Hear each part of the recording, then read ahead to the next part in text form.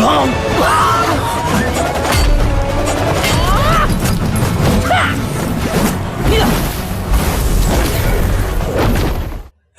guys, gimana kabar kalian? Baik-baik aja ya kan?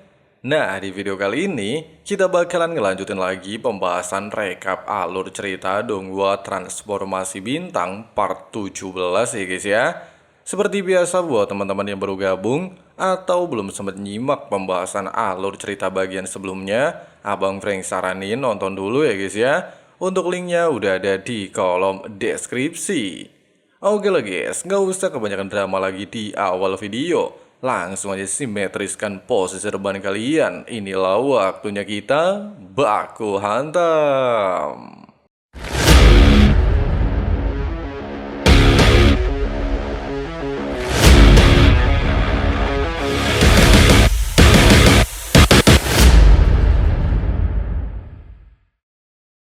Mendapatkan informasi keberadaan Baisin dari Soyan, Kinyu dan Hao Fei segera menyelidiki lokasi penjara. Namun mereka menemukan bahwa tempat itu dijaga formasi pertahanan yang sangat kuat, sehingga mustahil diserbu secara langsung. Di tengah-tengah penyelidikan tersebut, Kinyu semakin yakin ada sesuatu yang aneh. Dia merasa Zhongju bukanlah dalang di balik semua kejadian tersebut. Oleh sebab itu, untuk memastikan dugaannya, Kinyu secara pribadi diam-diam menghubungi Zhongju. Hanya dalam waktu singkat, Zhongju datang menemui mereka. Pada awalnya, Xiaohe sangat marah dan langsung menyerangnya. Namun Zhongju sama sekali tidak melawan dan hanya mencoba melarikan diri. Hei Yu, 且慢！住手！ Setelah Kinyu menghentikan pertarungan, Zhongju akhirnya menjelaskan semua detail kejadian. Dia mengaku memang pernah melaporkan keberadaan Xiaohe kepada Kaisar Iblis Rock. Tujuannya justru agar Xiaohe mendapatkan kesempatan berkembang di bawah perlindungan Kaisar. Namun hasilnya di luar dugaan. Kaisar justru memerintahkan agar Xiaohe dibunuh. Dan parahnya, Zhongju sendiri tidak mengetahui alasan di balik perintah tersebut. Pasalnya ketika dia menyebut bahwa Xiaohe adalah binatang mutasi super, wajah Kaisar Iblis Rock langsung berubah sangatlah serius. Mendengarkan penjelasan tersebut, Kinyu akhirnya yakin bahwa Zhongju bukanlah pengkhianat, melainkan Kaisar Iblis Rock sedang menyembunyikan sebuah rahasia besar mengenai asal-usul Xiaohe. Di tengah-tengah percakapan, Zhongju juga mengungkapkan bahwa Baisin sengaja dijadikan umpan agar Xiaohe datang menyelamatkannya. Selama Xiaohe belum muncul, Baisin masihlah aman. Setelah mendengarkan hal tersebut, Kinyu dan anggotanya lantas sepakat untuk secepat mungkin meningkatkan kekuatan demi menyelamatkan Baisin nantinya. Beberapa waktu kemudian, Bailing berhasil melahirkan seorang putri yang diberi nama Haitong. Kelahiran Haitong membawa kebahagiaan baru bagi Xiaohe. Kini dia bukan hanya seorang kultivator, tetapi juga seorang ayah yang memiliki tanggung jawab lebih besar. Selama 1000 tahun berikutnya, ketiga saudara itu terus berkultivasi di alam Jianglan. Kinyu berhasil meningkatkan kekuatan jiwa dan tubuhnya hingga melampaui sebelumnya. Xiaohe dan Hao Fei juga berkembang sangatlah pesat. Merasa kekuatan mereka sudahlah cukup, mereka akhirnya memutuskan keluar dari alam Jianglan demi menjalankan misi menyelamatkan Baisin di Gunung Wangxi. Dan di momen ini juga, Haitong telah tumbuh menjadi gadis dewasa yang aduhai mempesona. 跟我走。那志在必得的黑羽吧。 Menyadari adanya formasi milik Kaisar Iblis Rock, Kinyu segera menyusun strategi yang lebih cerdik. Mereka menunggu sekelompok penjaga datang, lalu diam-diam melumpuhkan mereka dan menyamar sebagai pasukan penjaga. Dengan cara seperti itu, mereka berhasil melewati formasi pertahanan tanpa menimbulkan kecurigaan. Singkatnya, setelah berhasil masuk ke formasi penjara, mereka segera menghabisi para penjaga yang tersisa dan berusaha membebaskan Baisin. Namun di saat Xiaohe membangunkannya, Baisin justru berteriak keras. Saat itulah Qin Yu menyadari bahwa Bai Xin ternyata telah dikendalikan oleh seseorang melalui teknik pengendalian jiwa, sehingga dia segera mencoba untuk menekannya.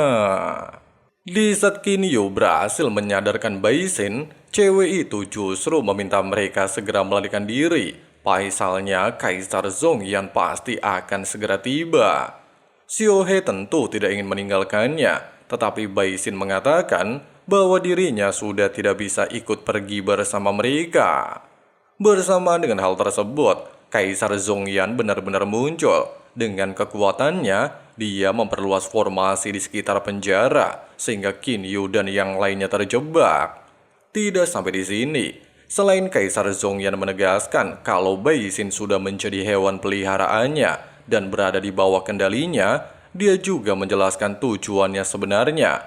Selama ini, target utamanya ternyata bukan hanya Xiao He, melainkan juga Qin Yu. Dia jelas mengincar berbagai harta dan rahasia yang dimiliki Qin Yu, terutama alam Jianglan yang sangat berharga. Mendengarkan hal itu dan melihat Bai Xin dikendalikan, seketika membuat Xiao He mengamuk. Meski Qin Yu dan Hao Fei berusaha menenangkannya, Xiao He tetap menyerang Kaisar Zhongyan. Dalam pertempuran, Qin Yu menghadapi dua Devil Emperor, sementara Hao Fei bertarung melawan lawan lain yang juga sangatlah kuat. Di sisi lain, Xiao He berhadapan langsung dengan Kaisar Zhongyan. Dengan perbedaan kekuatan yang masih cukup jauh, Xiao He terus terdesak dan nyaris terbunuh. Melihat keadaan tersebut, Qin Yu berusaha menyelamatkan Xiao He, namun dua musuhnya terus menghalangi setiap langkahnya. Hao Fei juga mulai kewalahan hingga mengalami luka yang cukup serius. Dalam situasi genting, Qin Yu menggunakan kecerdasannya. Dia menciptakan klon untuk mengalihkan perhatian kedua musuh, sementara tubuh aslinya diam-diam menuju Xiao He. Di momen ini, Qin Yu kemudian berusaha menyadarkan Bai Xin dengan mengingatkan bahwa Bai Ling masih menunggu kepulangannya. Kata-kata itu sempat membuat Bai Xin memperoleh kembali kesadarannya. Tapi sayangnya, Kaisar Zhongyan segera kembali mengendalikan pikirannya dan memerintahkannya untuk membunuh Xiao He. 快动手！ Dengan tekad yang sangat kuat, Bai Xin pada akhirnya mampu mengendalikan pikirannya dan justru menyerang balik Kaisar Zhongyan. Bahkan dia membakar energi kehidupannya untuk menahan sang kaisar, sehingga Qin Yu bisa membawa Xiao He segera memasuki alam Jianglan. 又有何用？燃烧自己的生命力！黑羽，白欣姐， Meskipun gagal menangkap buruannya, Kaisar Zhongyan sama sekali tidak berniat menyerah. Di hadapan para bawahannya, dia akhirnya mengungkapkan rahasia yang selama ini disembunyikannya. Ternyata Xiao He adalah putra Peng Chong alias Raja Burung Petir Kegelapan. Dahulu Peng Chong merupakan rival terkuat Kaisar Zhongyan dalam memperebutkan posisi penguasa dunia iblis. Karena tidak mampu mengalahkannya secara langsung, Kaisar Zhongyan memanfaatkan kelemahan Peng Chong yaitu keluarganya. Dengan tipu daya, dia berhasil membunuh Peng Chong. Namun sebelum meninggal, Peng Chong sempat mengirim istri dan anaknya ke dunia manusia agar selamat. Dan anak itu tidak lain adalah Xiao He. Tanpa disadari, seluruh pengakuan tersebut didengar langsung oleh Xiao He. Untuk pertama kalinya, dia mengetahui bahwa Kaisar Zhongyan adalah pembunuh ayah dan ibunya.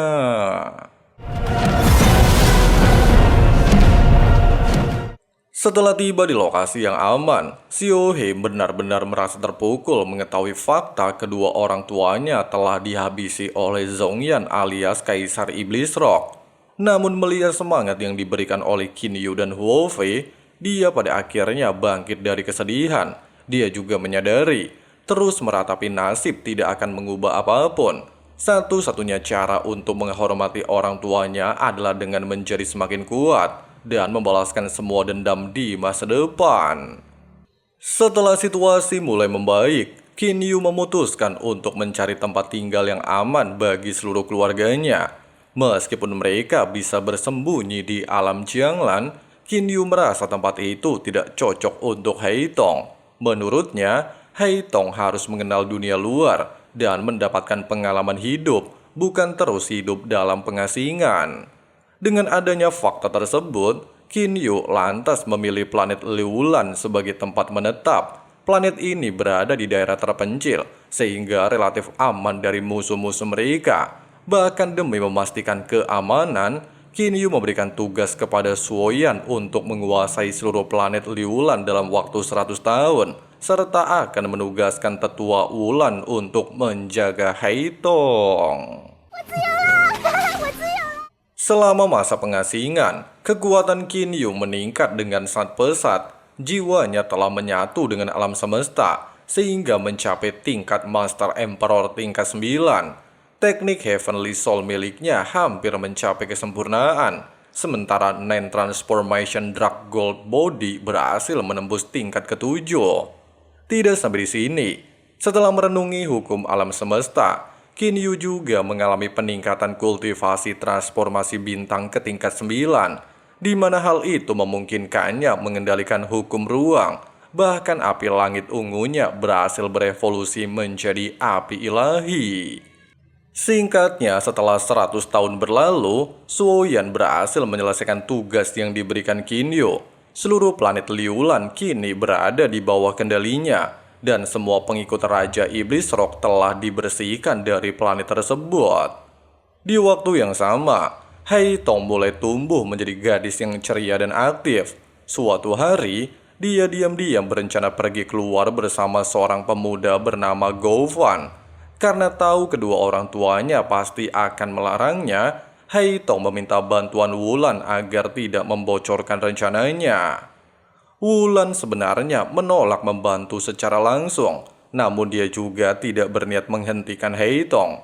Oleh sebab itu, Qin Yu justru secara diam-diam menggantikan Wulan untuk mengawasi Haitong. Di saat berjalan-jalan di sebuah kota, Haitong dan Goufan tiba-tiba dihampiri Liu Ku, seorang pemuda jenius yang katanya merupakan calon ketua klan Elang Azure Flame. Dengan sikap arogan, Liu Ku langsung mengajak Haitong menjadi pasangan kultivasinya. Di saat Haitong menolaknya dengan alasan mereka tidaklah saling mengenal, Liu Ku justru tidaklah memperdulikannya, serta meminta para pengawalnya menghadang mereka. Bahkan Liu Ku memerintahkan anak buahnya untuk membunuh Goufan dan membawa Haitong pergi secara paksa. Meski menyadari kekuatannya jauh lebih rendah, Goufan tetap berdiri di depan Haitong dan berusaha melindunginya. 死都不会让你得逞。你又能奈我何呢？我现在就把他带走。 Melihat Goufan terluka, Haitong akhirnya memanggil Qin Yu yang sejak awal memang mengawasinya secara diam-diam. Sehingga Qin Yu tanpa basa-basi bergegas menghabisi Liu Ku dan kedua pengawalnya. 你已不是下一任族长了。 Setelah keadaan aman, Qin Yu mengajak Goufan ikut kembali ke planet Liulan, sehingga bisa menghilangkan jejak atas kematian Liu Ku, serta membuat calon suami Haitong tersebut tidak menjadi target klan Elang Azure Flame. Singkatnya, sesampainya di kediaman keluarga He, hubungan Haitong dan Goufan langsung menjadi bahan candaan seluruh keluarga.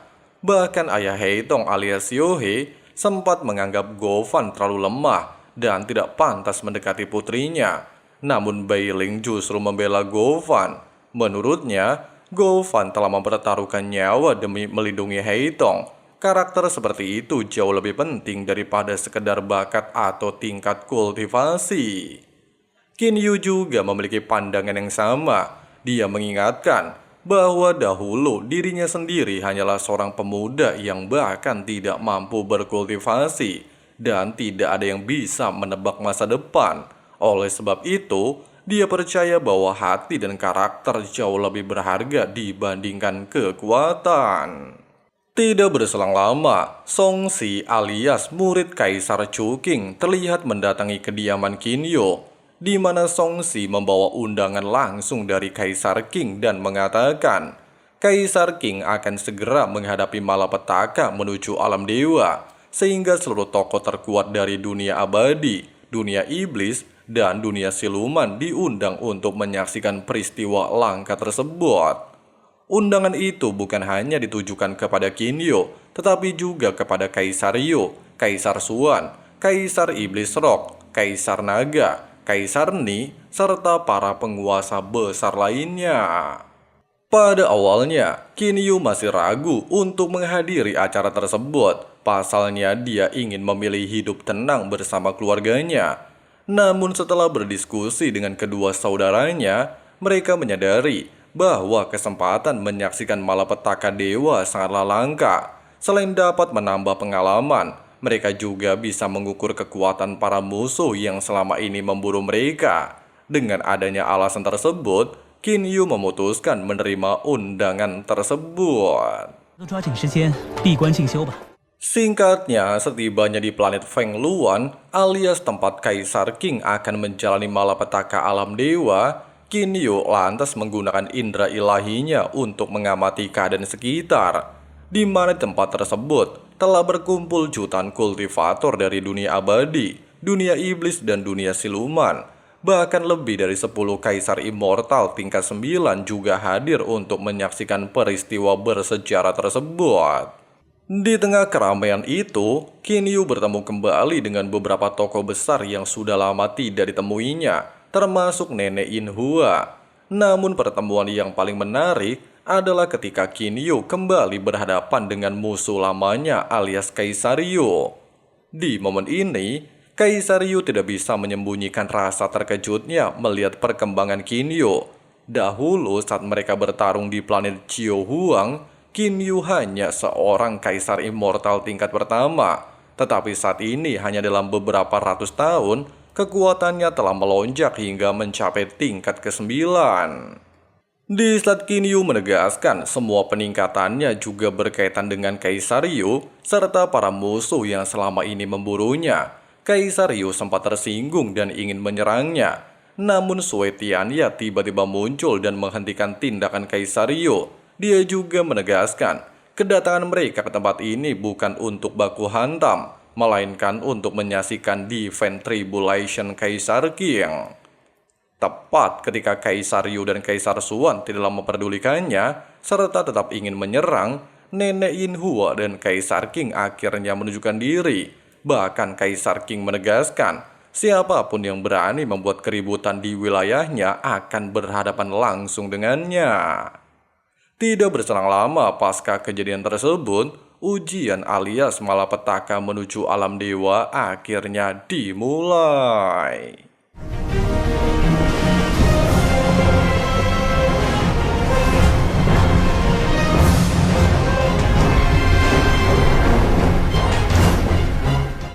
Gelombang pertama Divine Tribulation turun dari langit dengan kekuatan yang luar biasa. Namun di luar dugaan semua orang, Kaisar Qing hanya mengangkat satu tangan dan langsung menghancurkan serangan tersebut tanpa menggunakan senjata maupun artefak apapun. Pemandangan itu membuat seluruh penonton tercengang. Mereka akhirnya menyadari bahwa kekuatan Kaisar Qing selama ini ternyata jauh melampaui para kaisar immortal lainnya. Setelah itu, gelombang kedua akhirnya muncul. Kali ini yang turun bukan petir biasa, melainkan api ilahi, sebuah api hitam legendaris yang konon hanya dimiliki para dewa dan super divine beast seperti Phoenix maupun Fire King Lin. Api itu dikenal sangat mengerikan. Jika terus membakar sasarannya, artefak dewa sekalipun akan meleleh. Di saat melihat api hitam tersebut, Qinyu langsung teringat pada perubahan yang terjadi pada kekuatannya setelah memasuki Origin Realm. Dia akhirnya menyadari bahwa api hitam yang kini dimilikinya ternyata juga merupakan Divine Fire alias api ilahi. Sementara itu, Kaisar Qing kembali mengejutkan semua orang. Tanpa mengenakan armor maupun menggunakan artefak dewa, dia berhasil menahan Divine Fire dengan sangatlah mudah. Gelombang ketiga Divine Tribulation turun dalam bentuk petir hitam yang jauh lebih mengerikan dibandingkan dua ujian sebelumnya. Bahkan beberapa orang mulai mengira Kaisar King akhirnya gagal melewati cobaan tersebut. Melihat kesempatan itu, Feng Yu langsung berniat menyerang Qin Yu di tengah kekacauan. Dia ingin memanfaatkan momen ketika perhatian semua orang tertuju pada Divine Tribulation. Namun sayangnya, rencana itu langsung digagalkan. Meskipun masih berada di tengah ujian, Kaisar King tetap mampu mengendalikan seluruh medan ujian. Bahkan hanya dengan auranya saja, dia berhasil membekukan pergerakan Feng Yu dan Kaisar Iblis Rock, sehingga keduanya sama sekali tidak mampu bergerak.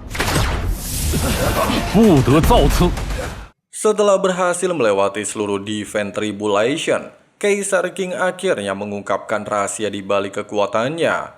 Puluhan juta tahun yang lalu, dia pernah menjelajahi kuil misterius bersama beberapa kaisar immortal lainnya. Di tempat itulah, dia memperoleh sebuah harta langka bernama Ninth Element Water. Artefak tersebut bukan hanya meningkatkan kekuatan secara langsung, melainkan menekan kultivasi pemiliknya, sehingga tetap berada di tingkat 8 selama bertahun-tahun. Dengan fondasi yang terus dipadatkan selama waktu yang sangat lama, kekuatan Kaisar King akhirnya berkembang jauh melampaui kultivator lain ketika dia benar-benar menerobos ke tingkat berikutnya. Hanya saja, pengakuan Kaisar King justru membuka rahasia lain yang jauh lebih mengejutkan. Dia secara terang-terangan mengatakan bahwa Qin Yu adalah pemilik peta misterius menuju kuil misterius, tempat sebuah harta kuno yang selama ini diperebutkan banyak orang. Mendengarkan hal tersebut, seluruh penguasa dunia abadi, dunia iblis, dan dunia siluman langsung memusatkan perhatian kepada Qin Yu. Bahkan Kaisar Yu akhirnya mengakui bahwa alasan dia memburu Qin Yu sejak dahulu memang karena mengincar peta misterius dan spektrum bintang. Melihat situasi tersebut, Qin Yu justru memutuskan memanfaatkan kesempatan untuk menunjukkan kekuatan mereka kepada seluruh dunia.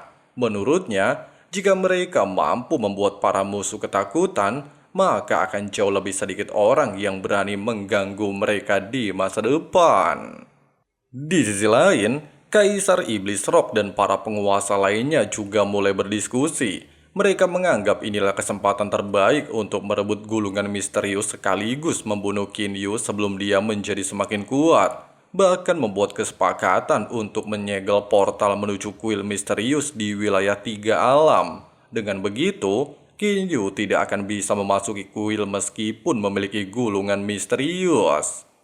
Qin Yu sendiri ternyata telah mengetahui semua rencana musuhnya. Dia sengaja memanggil Haitong dan anggota keluarganya menuju planet Liulan sebagai bagian dari rencana besar untuk memancing seluruh musuh keluar dari persembunyian. Meskipun beberapa rekannya sempat khawatir, pasalnya rencana itu terlalu berbahaya, Qin Yu sangat yakin bahwa selama Wulan mengawasi, Haitong dan yang lainnya tidak akan berada dalam bahaya. Di tengah-tengah keributan, Haitong mengirimkan informasi telah berangkat menuju planet Liulan.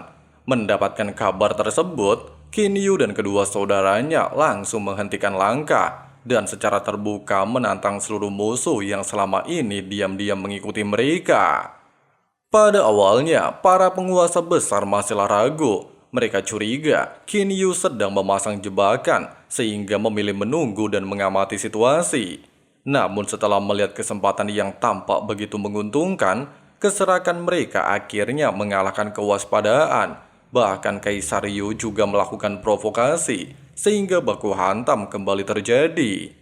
Satu demi satu pasukan mulai menyerbu Qin Yu dari segala arah. Pertempuran besar yang selama ini tidak terhindarkan akhirnya resmi dimulai.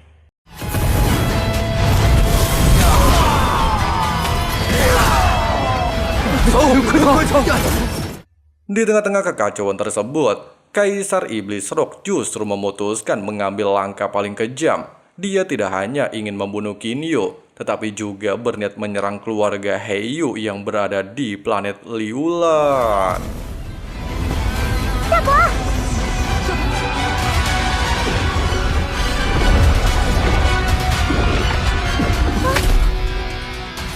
Untungnya saja, Tetua Wulan segera menunjukkan diri dan memblokir serangan Kaisar Iblis Rock, sehingga Heitong dan keluarganya bisa melarikan diri.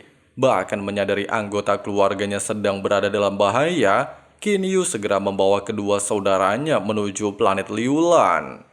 Sambil menghadang pergerakan Qin Yu, Feng Yu alias Kaisar Yu sempat merasa kemenangan sudah berada di depan mata. Menurutnya, Qin Yu kali ini tidak akan memiliki jalan untuk melarikan diri. Bersama dengan hal tersebut dan melihat kemunculan Zhongyan, Heiyu tanpa basa-basi langsung mencoba menyerangnya, sehingga Qin Yu meminta Hou Fei untuk membantu Heiyu, sedangkan dirinya akan menghadapi Kaisar Yu dan Kaisar Xuan. Dalam pertempuran, Zhongyan masih sangat percaya diri dan menganggap Heiyu belum cukup kuat untuk mengalahkannya. Namun kenyataannya sudah jauh berbeda. Heiyu kini mampu mengimbangi setiap serangan Zhongyan, bahkan beberapa kali berhasil memaksanya berada dalam posisi tidak menguntungkan. Di waktu yang sama, pertarungan Qin Yu melawan dua kaisar immortal tidak kalah menegangkan. Meskipun kekuatan Qin Yu sudah naik tajam dan menjadi salah satu orang terkuat di alam atas, namun menghadapi dua kaisar immortal masihlah cukup menyulitkan baginya.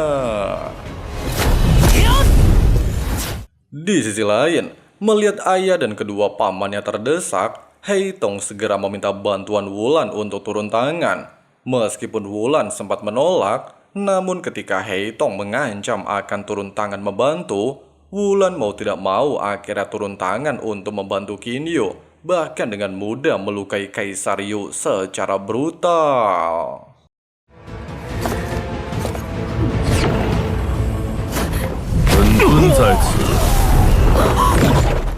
Belum sempat Wulan menghabisi Kaisar Yu, dia tiba-tiba saja diteleportasi oleh nenek Yin Hua meninggalkan medan perang. Meskipun tanpa adanya Wulan, namun Kaisar Yu sudah terluka cukup parah, sehingga Qin Yu bisa dianggap berada di atas angin. Bukannya mengakui kekalahan, Kaisar Yu justru mengajak Kaisar Xuan untuk menyatukan kekuatan pedang mereka demi menghabisi Qin Yu.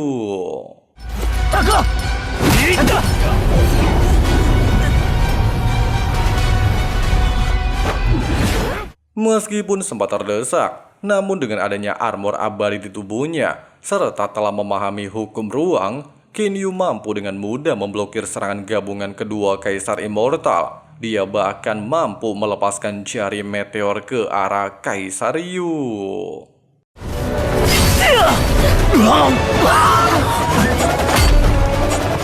Di saat Kaisar Xuan merasa murka dan ingin menyeret Qin Yu mati bersamanya, Kaisar Yu segera menghentikan tindakannya dan bergegas membawa Kaisar Xuan meninggalkan lokasi baku hantam.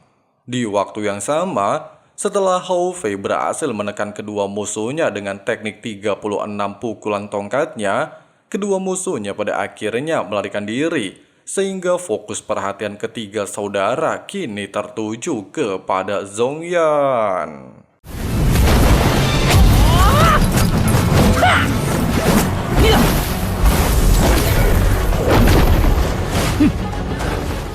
Sayangnya, ketika Zhongyan telah berada di ambang kematian, dia mampu menggunakan artefak ilahi di kepalanya untuk meningkatkan kecepatan dan langsung melarikan diri. Singkatnya, setelah perang besar berakhir, seluruh keluarga akhirnya kembali berkumpul.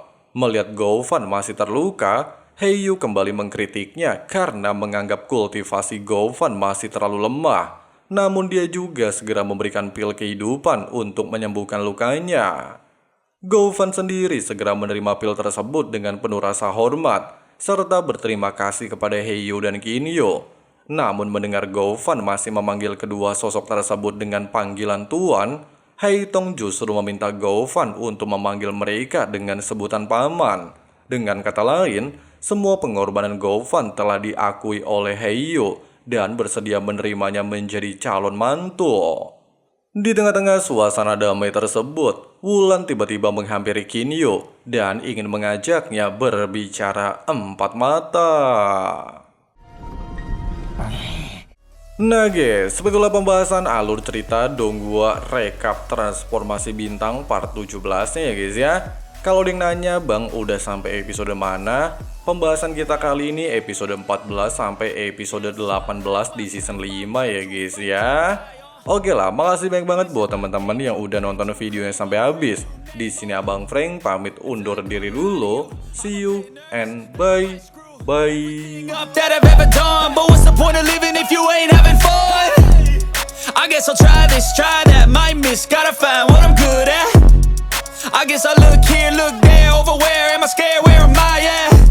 I gotta make it in this life, whatever makes me happy, know I'm doing things right. Sipping in the summer on a goose and Sprite, or find a nightclub for the end of the night, oh. And we all got dreams, we all want things. But what you gonna do for it? How you gonna move for it? What you gonna be?